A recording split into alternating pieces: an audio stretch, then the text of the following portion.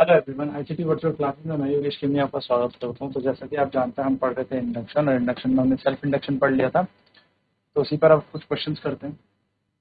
Question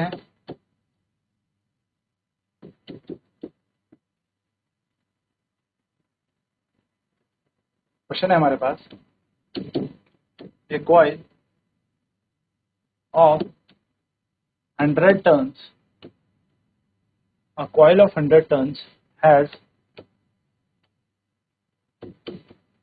a resistance of 10 ohm. If the magnetic flux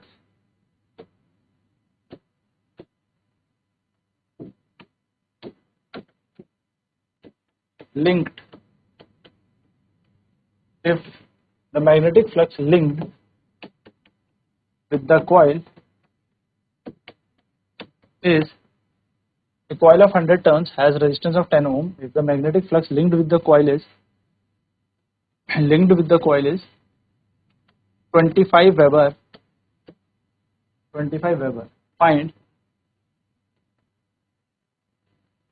and the current in the coil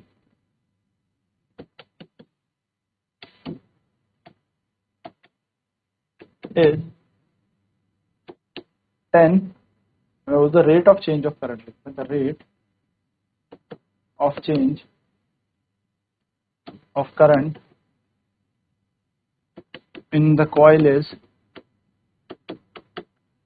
10 ampere per second, and find the induced current in the coil. क्या कह रहा है question कह रहा है कि number of turns जो coil में हमें दे रखे हैं, यानी कि फेरों की संख्या हमें यहाँ पर जो दे रखी है इस कुंडली के अंदर, वो दे रखी है n बराबर 100 यहाँ पर फेरों की संख्या, यानी कि 100 टर्न्स यहाँ पर है इस कॉइल के अंदर। ठीक है, और इस कुंडली का जो प्रतिरोध है, यानी कि रेजिस्टेंस हमें दे रखा है, रेजिस्टेंस ऑफ द कॉइल। तो जो कॉइल का रेजिस्टेंस हमें दे रखा है वो दे रखा है 10 ओम।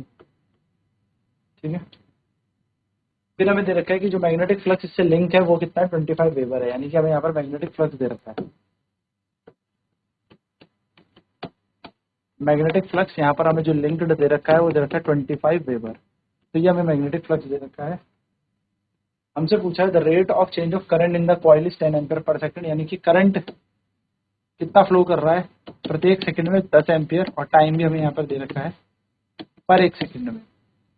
और हमसे पूछा है इंड्यूस्ड करंट के बारे में, पूछा है कि करंट बताओ। इंड्यूस्ड करंट हमें यहाँ पर बताना। तो अगर हम बात करें तो इंड्यूस्ड करंट कैसे निकाला जाएगा, तो इंड्यूस्ड करंट निकाला जाता है ईएमएफ अपॉन रेजिस्टेंस, यानी कि ईएमएफ को जब रेजिस्टेंस से डिवाइड कर दोगे तो हमारा इंड्यूस्ड करंट आ जाएगा। तो आई बराबर बन जाएगा ई बाय आर, जो कि इक्वेशन नंबर 1 मान के हम इसको रोक देते हैं। अब अगर हम बात करें तो according to the definition,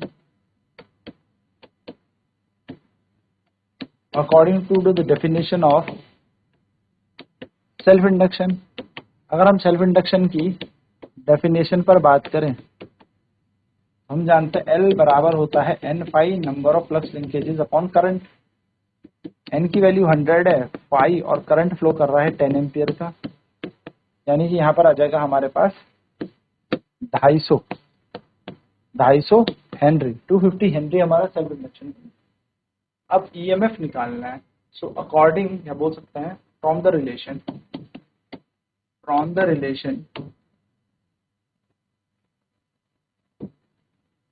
relation between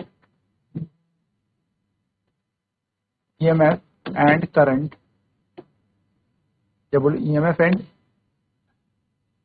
self induction, coefficient of self induction. अगर हम यहाँ पर रिलेशन देखें तो ईएमएफ जो होता है वो होता है माइनस एल डेल्टा आई अपॉन डेल्टा टी के बराबर। तो ईएमएफ को ईएमएफ रख दो, माइनस की जगह माइनस, एल कितना निकाला, तो एल अभी हमने निकाला 250 हेनरी। करंट का रेट ऑफ चेंज दे रखा है 10 एम्पियर पर सेकेंड, यानी कि ईएमएफ आ जाएगा माइनस का 2500 वोल्ट। माइनस साइन ये बताता है कि ईएमएफ हमेशा अपोज कर रहा है, whatever the cause is producing it. तो ये ईएमएफ आ गया। तो put E is equals to 2500 volt in equation 1। Equation 1 में देखेंगे तो करंट क्या है, ईएमएफ अपॉन रेजिस्टेंस। ईएमएफ है 2500 और रेजिस्टेंस हमारा 10, कैंसिल हुआ तो इंड्यूस करंट आ जाएगा 250 एम्पियर। तो हम कहेंगे द करंट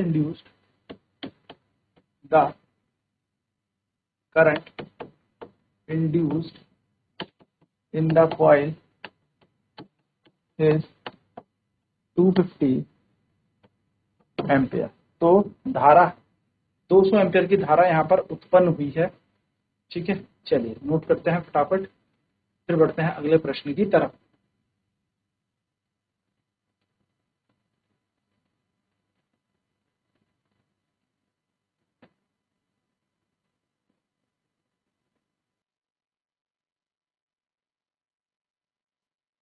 इंड्यूस्ड ईएमएफ निकालना था, ईएमएफ अपॉन रेजिस्टेंस निकल जाए, I equal to E by R. अब सवाल है सर ई निकाला जाए, तो ई निकालने के लिए हमें क्या करना पड़ेगा, सबसे पहले number of flux linkages upon current करना पड़ेगा according to definition of the self induction, जिससे हमने एल निकाल लिया 250 हेनरी, तो 250 हेनरी हमारे पास यहाँ पर आ गया। अब इस रिलेशन से हम देखेंगे ईएमएफ और कोफिशिएंट ऑफ सेल्फ इंडक्शन में ई बराबर है minus del delta Y upon delta T, तो ईएमएफ आ जाएगा हमारा 2500 वोल्ट।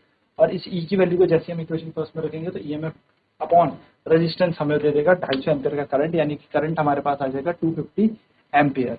चलिए ठीक है, अगला क्वेश्चन करते हैं। अगला क्वेश्चन, या आप ऐसे समझ सकते हैं आपकी हेडिंग है म्यूचुअल इंडक्शन। अब थोड़े एप्लीकेशन कर लेते हैं, एप्लीकेशन ऑफ, ठीक है, application of mutual induction. Mutual induction से हम यहाँ पर क्या कर सकते हैं, अलग अलग तरीके की कॉइल वगैरह या फिर हम कह सकते हैं बॉडीज का म्यूचुअल इंडक्शन निकालते हैं। ठीक है, जैसे हम निकालेंगे सबसे पहले mutual induction of long, mutual induction of long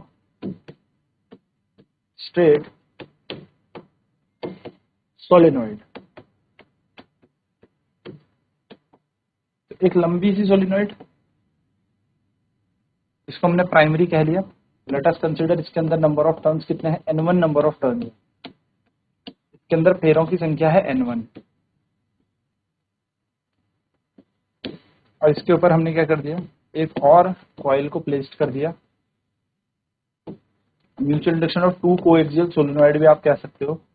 और इसके अंदर नंबर ऑफ टर्न्स है n2, n1 पहली के अंदर, n2 दूसरी के अंदर, और नंबर ऑफ जो लंबाई है पहली वाली की वो l है। ठीक है, तो mutual induction of two long straight coaxial solenoid,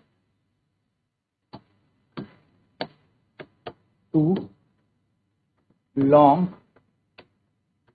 straight, mutual induction of two long straight coaxial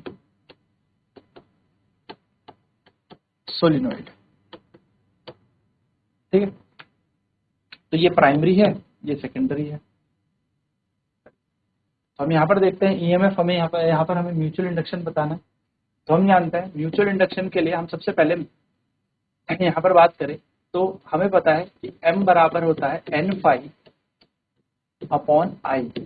अब क्योंकि म्यूचुअल इंडक्शन में प्राइमरी कॉइल होती है तो सेकेंडरी के टर्न्स और सेकेंडरी का फ्लक्स हमारे पास। और this is according to the definition of mutual induction. हम लिखेंगे according to the definition of mutual induction, ये हमें फॉर्मूला याद रखना है। ठीक है, according to the definition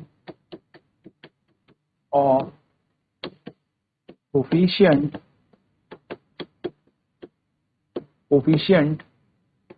of mutual induction.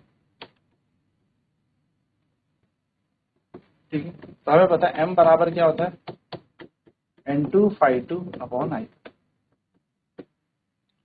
अब हम जानते हैं ये φ2 सेकंड फ्लक्स में आएगा, तो φ2 की वैल्यू अगर हम देखें तो φ2 इज मैग्नेटिक फ्लक्स ना, φ2 इज इक्वल्स टू क्या है, मैग्नेटिक फ्लक्स है। अब ये मैग्नेटिक फ्लक्स कैसे निकाला जाए, तो ये मैग्नेटिक फ्लक्स निकालने के लिए हमारे पास फॉर्मूला होता है flux is equals to magnetic field into area,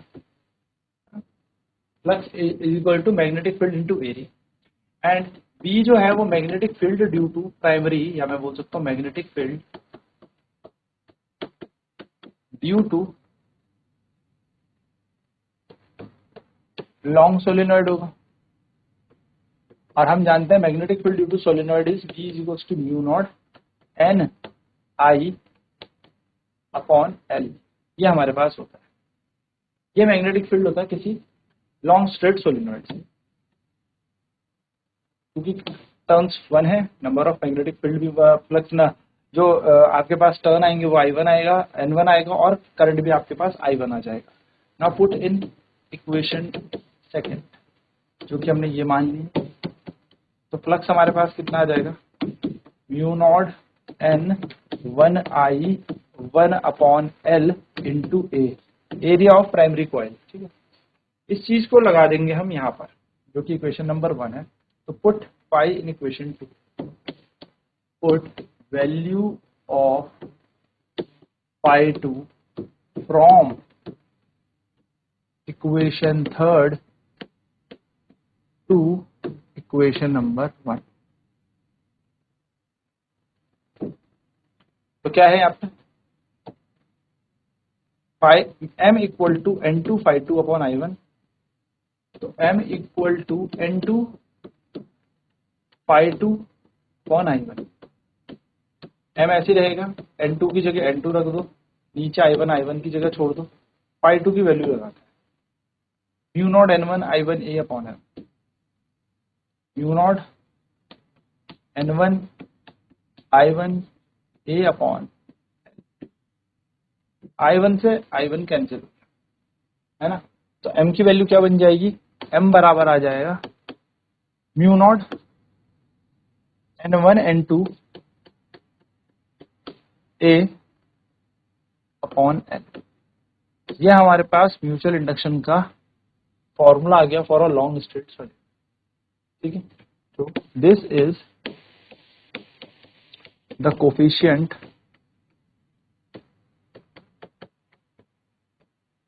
of mutual induction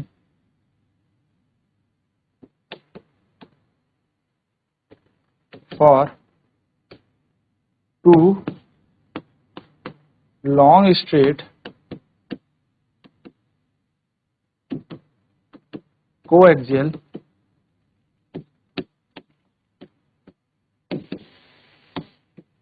solenoid. चलो फटाफट नोट कर लेते हैं, तो इस पे क्वेश्चन आपको बताता हूँ।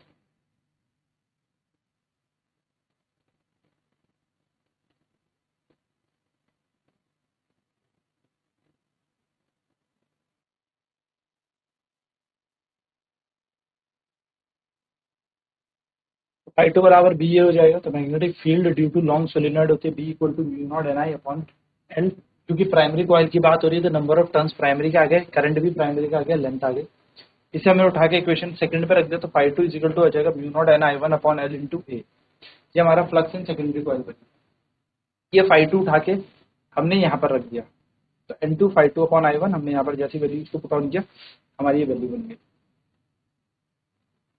m equal to N2 phi 2 upon I1। तो N2 mu naught NI A upon I से I कैंसिल हो गया, तो ये बन जाएगा mu naught N1 N2 A upon. ठीक है, तो ये हमारी वैल्यूज बन जाएगी। चलिए अगला क्वेश्चन करते हैं, अगली हमारी है, ठीक है, म्यूचुअल इंडक्शन ऑफ अ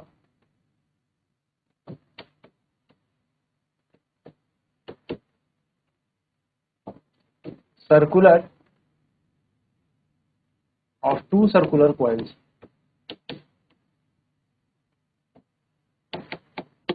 ठीक है, दो सर्कुलर कॉइल हमने यहाँ पर ले। तो अगर मैं बात करूं तो म्यूचुअल इंडक्शन की डेफिनेशन कहती है, अकॉर्डिंग टू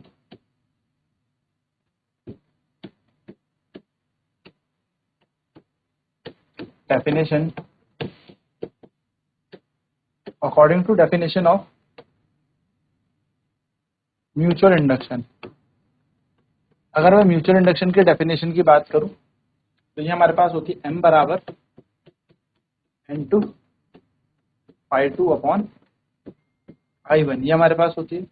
नाउ फ्लक्स निकालेगा, नाउ फाई 2 जो होता है वो फ्लक्स होता है, मैग्नेटिक फ्लक्स। तो फाई 2 कैसे निकाला जाएगा, फाई 2 निकाला जाता है मैग्नेटिक फील्ड इंटू एरिया। ना सवाल है फ्लक्स कैसे, मैग्नेटिक फील्ड क्या होगा, तो लेट हमें यहाँ पर क्या निकालना है, मैग्नेटिक फ्लक्स यहाँ पर निकालना है। तो जैसे हमने देखो यहाँ पर भी किया था, इमेजिन करो बी बराबर हमने प्राइमरी से निकाला था ना, तो सेम टू सेम हम प्राइमरी से क्या निकालने वाले हैं, यहाँ का मैग्नेटिक फील्ड निकालने वाले हैं। ठीक है, तो बी बराबर क्या बन जाएगा, तो बी बन जाएगा मैग्नेटिक फील्ड इन प्राइमरी, तो let A1 is equals to radius of primary coil का रेडियस मैंने A1 मान लिया। तो क्या बन जाएगा, बी बराबर हम सभी जानते हैं फॉर्मूला होता है mu naught N1 mu naught NI upon 2A। ये हमारा क्या बन जाएगा, फॉर्मूला हमारे पास होता है मैग्नेटिक फील्ड, और ए यहाँ पर हो जाएगा पाई आर स्क्वायर यानी कि पाई A2 का स्क्वायर, दूसरी कॉइल का एरिया यानी कि एरिया ऑफ सेकंड कॉइल, और हम यहाँ पे लिख रहे हैं A2 यहाँ पर क्या है, रेडियस ऑफ सेकेंडरी कॉइल।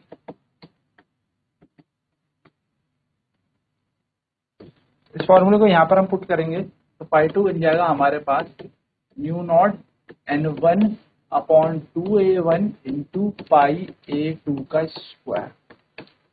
पाई मिल गया, पुट कर देते हैं इक्वेशन फर्स्ट में, तो put in equation number first. अच्छा इसमें आई भी होगा, ठीक है, mu naught NI, mu naught NI भी होगा, ठीक है, म्यू नॉट NI बनना mu naught NI upon 2A, ठीक है। तो इसे इक्वेशन फर्स्ट में रखेंगे तो m की वैल्यू आ जाएगी हमारे पास N2 पाई 2 अपॉन में I1, तो m ऐसे रहेगा, N2 को अलग लिख देते हैं, I1 को अलग लिख देते हैं, और पाई 2 की वैल्यू है म्यू नॉट N1 I1 पाई A2 का square whole divided by 2A1। तो देखो I1 से I1 कैंसिल हो गया यहाँ पर, तो हमारे पास क्या वैल्यू बन गई, हमारे पास यहाँ फॉर्मूला देखो क्या बन गया, m बराबर म्यू नॉट N1 या mu naught N1 into pi A2 का स्क्वायर अपॉन में 2A1।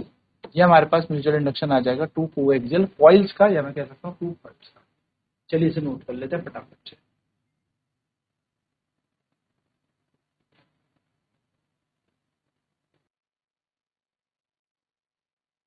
तो बेसिकली दो सर्कुलर कॉइल थी, उनका म्यूचुअल इंडक्शन आपने निकाल लिया, और वो निकला हमारे पास m बराबर म्यू नॉट N1 N2 पाई A2 का स्क्वायर अपॉन 2A1, जहाँ पर पहली वाली कॉइल का एरिया रेडियस A1 था और दूसरी का A2।